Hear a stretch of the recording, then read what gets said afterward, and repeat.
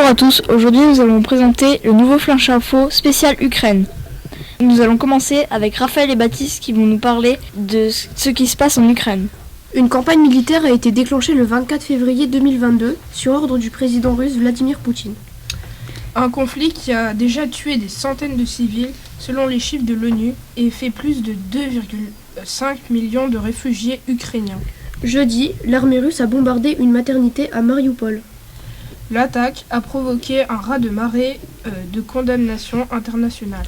Stratégiquement, les combats se concentrent surtout autour des grandes villes de Kiev, la capitale, et de Kharkiv, le second point stratégique du pays. Cependant, des affrontements sévissent aussi à Mariupol. Nous allons continuer avec Adrien et Faustin qui vont nous présenter les origines du conflit. Bonjour. Pendant presque 70 ans, l'Ukraine et la Russie faisaient partie d'un même pays appelé l'URSS, Union des républiques socialistes soviétiques. Mais en 1991, cet immense pays a cessé d'exister et l'Ukraine est devenue indépendante. Mais Vladimir Poutine ne l'accepte pas. L'Ukraine est située entre deux camps rivaux et elle aimerait adhérer à l'OTAN et à l'Union européenne. Mais la Russie y est opposée. Il veut aussi s'emparer de l'Ukraine car elle possède des ports sur la mer Noire. Beaucoup de sols ukrainiens sont riches en fer et en gaz et en pétrole. L'Ukraine possède aussi beaucoup de terres agricoles. Au revoir. Ensuite, Léo et Erwan vont nous présenter propagande et fake news. Comment démêler le vrai du faux sur les réseaux sociaux ? Il n'a jamais été aussi simple de voir ce qu'il se passe sur le front. Les réseaux sociaux regorgent de vidéos ou de photographies venues tout droit d'Ukraine. Chaque jour, des personnes postent des centaines voire des milliers d'images sur Twitter, Instagram ou TikTok. Mais ont-elles réellement été réalisées ces dernières semaines ? Ont-elles vraiment été capturées en Ukraine ? Ou sont-elles issues d'autres conflits ou situations catastrophiques et réutilisées aujourd'hui ? Il est important de prendre conscience que les images ne sont pas des preuves en soi. L'expression « il faut le voir pour le croire » n'est plus d'actualité à l'heure des réseaux sociaux, tant les détournements sont courants. C'est pourquoi il est nécessaire de se questionner sur le contexte qui entoure la photo ou la vidéo que vous regardez. Qui est l'auteur ? Où a-t-elle été capturée ? À quelle date ? Dans quel but a-t-elle été diffusée ? Plus vous aurez d'informations sur ce contexte, plus vous pourrez vous faire un avis sur la véracité ou non des images. Pour vous aider dans le travail de vérification des outils peuvent s'avérer utiles.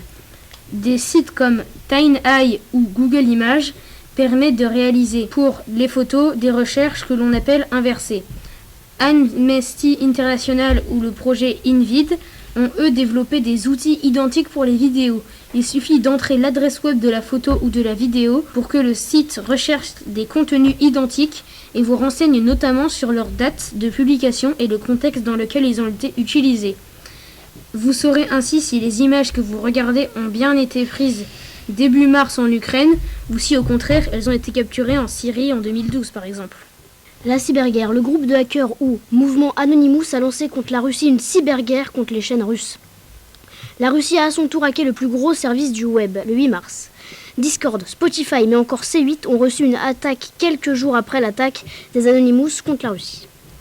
Twitter a aussi failli tomber, beaucoup trop de tweets ont été effectués par les victimes, plus une tentative de hacking par les Russes. Maintenant, nous allons parler des réactions dans le monde. Et Lénie et Adam vont nous présenter résistance des Ukrainiens. Dès le début du conflit, les Ukrainiens se sont mobilisés pour se défendre face à cette opposition. La Russie n'a pas pu avancer autant qu'elle l'aurait voulu. Sa guerre éclair a échoué. Mais pourquoi ?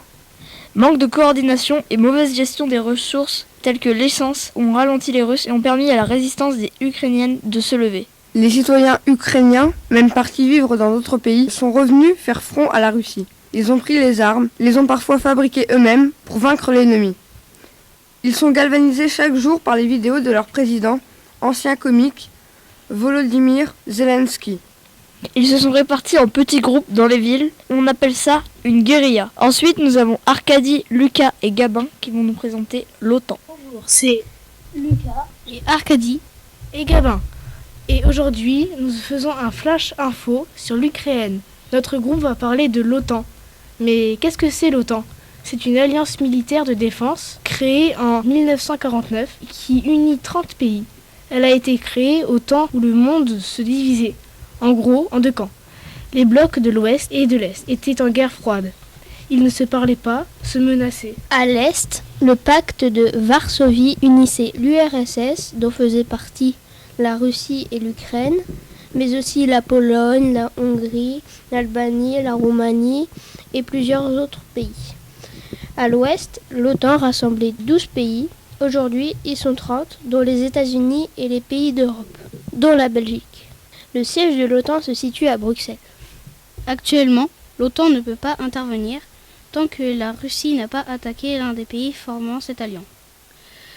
Les pays formant l'OTAN ne peuvent pas aider l'Ukraine sur le champ de bataille et ni envoyer d'armes car ils ne font pas partie de l'OTAN. Si l'OTAN aide l'Ukraine, ceci pourrait déclencher des problèmes et même venir à une guerre mondiale. Au revoir, c'était Arcadie, Lucas Et Gabin. Maintenant, Prosper et Romain vont nous parler des sanctions. Beaucoup de pays ont sanctionné la Russie.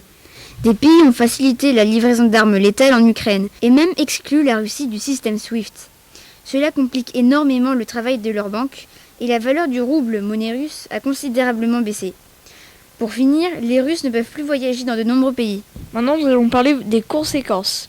Et Raphaël et Louis vont nous parler des conséquences économiques. La guerre en Ukraine a un énorme impact sur les plans énergétiques et alimentaires dans le monde. Les sanctions économiques causées par la guerre en Ukraine entravent tout de même leur exploitation. Les bateaux qui doivent transporter le pétrole et le charbon N'accostent plus en Russie.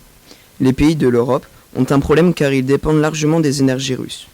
L'Allemagne en particulier est un gros consommateur de gaz russe pour s'en affranchir. Berlin envisage de recevoir un gaz d'autres pays comme les États-Unis ou le Qatar.